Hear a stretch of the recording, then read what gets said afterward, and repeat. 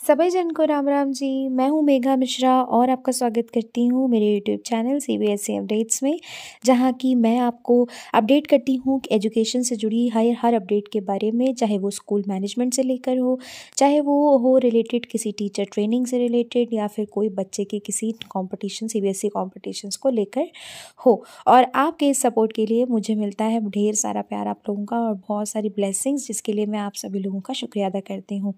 अगर आप ऐसे ही और भी एजुकेशनल वीडियो अपडेट्स चाहते हैं तो कृपया मेरे इस चैनल को सब्सक्राइब करना ना भूलें, लाइक शेयर कमेंट करना भी मत भूलिएगा। तो चलिए चलते हैं हम आज की अपडेट की तरफ। हमारी जो आज की अपडेट है वो होने वाली है क्लास 10th और 12th के बच्चों के जो मार्क्स अपलोडिंग जो प्रोसेस है पूरी, उसको लेकर जितना भी कन्फ्यूजन या जितना भी प्रॉब्लम अभी तक आ रहा है उसको लेकर हम आज बात करेंगे।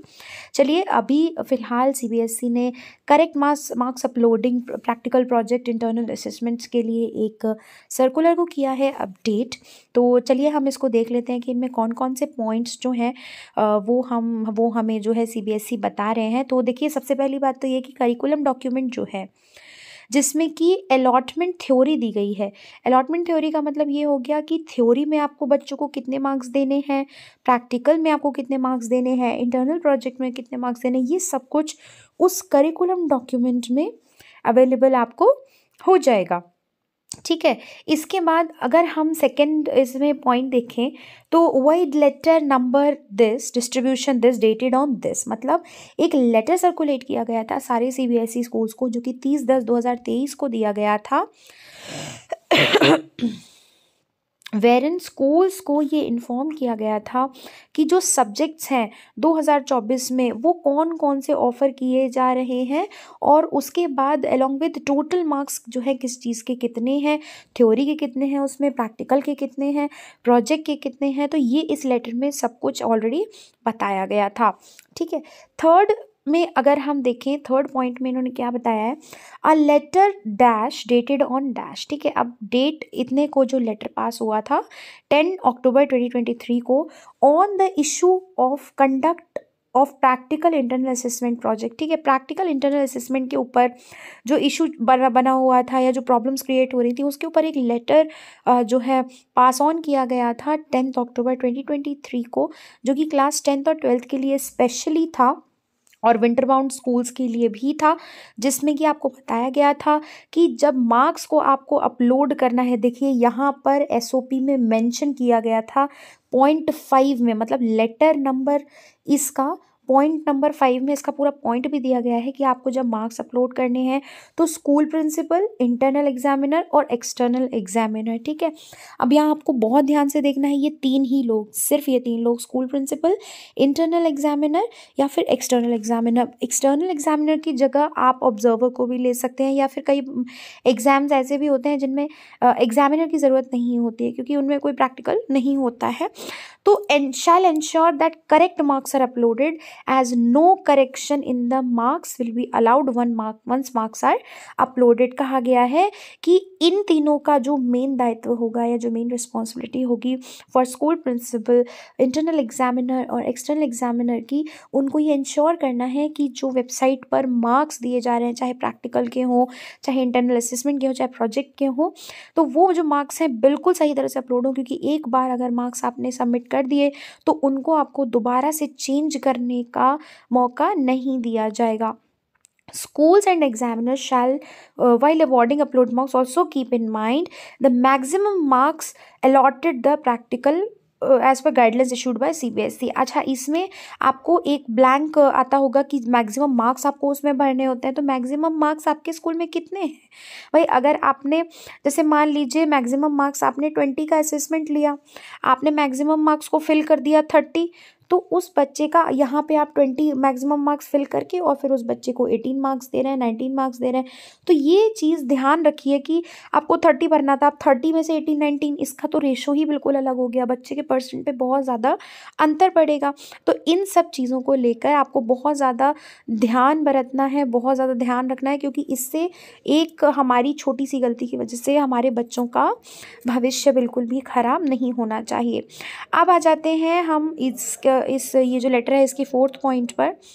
इन द लेटर नंबर, ये अगेन ये एक लेटर नंबर दिया गया जिसको डेट किया गया था 22 दिसंबर 2023 को, और पॉइंट नंबर 8 में फिर से ये जो करेक्शन और अवॉर्डिंग अपलोडिंग मार्क्स का है, इस पॉइंट को दोबारा से रेफ़र किया गया था। मतलब एक बार 10-10 को करने के बाद 22-12 को जो लेटर अपलोड किया गया था उसमें भी उस सर्कुलेशन में भी इस पॉइंट को बताया गया था। उसके बाद आप देखें कि 26-12 को जो लेटर पास हुआ था उसमें भी पॉइंट नंबर 6 में इस चीज़ को एक्शन बाय स्कूल्स हेडिंग में जो है उसको बताया गया था। ठीक है, गाइडलाइंस इतनी सारी देने के बाद भी क्योंकि बहुत सारी गलतियां अभी भी जो टीचर्स हैं उनसे हो रही हैं, या तो वो बैच आईडीज़ अलग कर दे रहे हैं, या तो फिर मार्क्स अपलोडेशन में बहुत ज़्यादा प्रॉब्लम हो रही है। तो आप एक बार इसको चेक कर लीजिए, ऐसा ना हो कि हमारी ज़रा सी लापरवाही की वजह से बच्चों को उसका खामियाजा भुगतना पड़े, तो ऐसा नहीं होना चाहिए। तो चलिए अब चलते हैं कि प्रिकॉशंस इन्होंने क्या बताए हैं जो कि प्रिंसिपल्स को फॉलो करने चाहिए while conducting the practicals in their school. If you are conducting practicals in the school, what are the precautions you must be following so that no mistake could be held. Okay, next first वाला इसका point अगर हम देखें, once the internal examiner या फिर external examiner अगर इनकी जो है meet to start the practical examination, they must read the board circulars and instructions, है ना। प्रैक्टिकल को कंडक्ट कराने से पहले सबसे पहला प्रिकॉशन ये है कि आप बोर्ड के सारे सर्कुलर और इंस्ट्रक्शंस को आसानी से और सबसे पहले फर्स्ट प्रायोरिटी पे उसे पढ़ें और उसी को फॉलो आप भी करें। ठीक, अब आ जाते हैं हम इसके सेकेंड पॉइंट पर कि they must verify the details of the marks as well as the bifurcation of marks from the curriculum document. जैसा कि अभी मैंने ऊपर फर्स्ट पॉइंट में बताया आपको कि करिकुलम डॉक्यूमेंट है जो कि सीबीएसई की वेबसाइट पर आपको अवेलेबल हो जाएगा, जिसमें बाइफर्केशन ऑफ मार्क्स दिया है कि आपके थ्योरी में कितने मार्क्स होंगे, प्रैक्टिकल में आपको बच्चों को कितने मार्क्स देने हैं।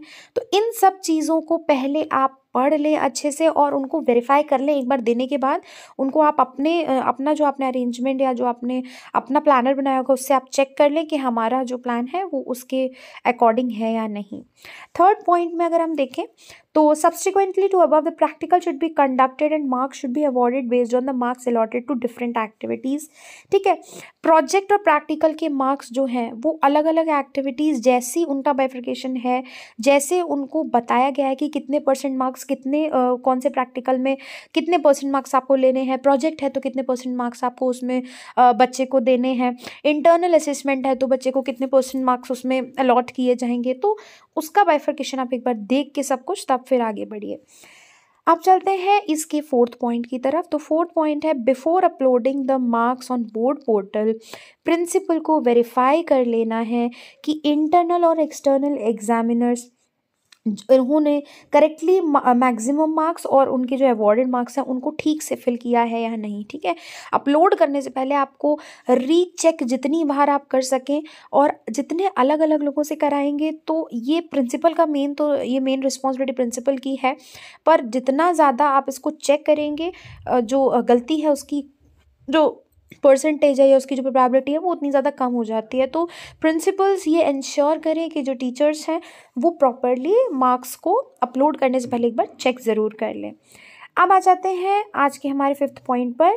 Correct marks should be uploaded on the server and a print out should be taken and matched once again before the final submission of the marks. अब देखिए, जैसे ही आपने करेक्ट मार्क्स को अपलोड किया, अपलोड करने के बाद आप उसकी एक एक्सेल शीट को प्रिंट कर लीजिए पहले, उसके बाद फिर से आप उसे अपनी लिस्ट से एक बार मिला लीजिए और तब उसका फाइनल सबमिशन कीजिए। ठीक है, इसके बाद ये जो प्रिंट निकालेंगे आप, ये आपके स्कूल रिकॉर्ड में भी काम आएगी। Schools can take other measures also to avoid mistakes as they deem fit. ठीक है, स्कूल और भी कई मेजर्स ले सकता है जो कि मिस्टेक्स को अवॉइड कर सकते हैं, अपने हिसाब से आप प्लानिंग भी बना सकते हैं।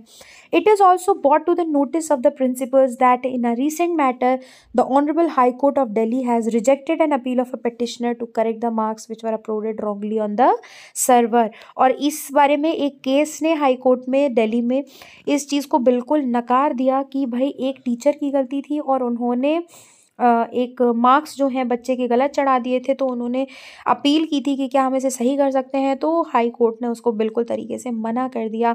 तो कृपया करके रीचेक बार बार कीजिए सो दैट बच्चों को कोई भी सफ़र ना करना पड़े। The marks once uploaded will be final for the declaration of results. जो आप मार्क्स एक बार अपलोड कर देंगे वही डिक्लेरेशन ऑफ रिजल्ट्स, वही रिजल्ट बन जाएगा। तो बेटर कि आप सारे मार्क्स को बार बार चेक कर बार बार जो है वेरीफाई करके तब जाके उसको अपलोड करें सो दैट बच्चों का इसमें कोई भी नुकसान ना हो। आज के वीडियो में इतना ही। होपफुली अगर आपको अच्छा लगा हो तो मेरे चैनल को सब्सक्राइब करना मत भूलिएगा, और ऐसी ही इन्फॉर्मेटिव वीडियोज़ मैं आपके लिए लेती आती रहूँगी। चलती हूँ, हंसते रहिए, मुस्कुराते रहिए। मिलती हूँ आपसे नेक्स्ट वीडियो में, तब तक के लिए राधे राधे जी।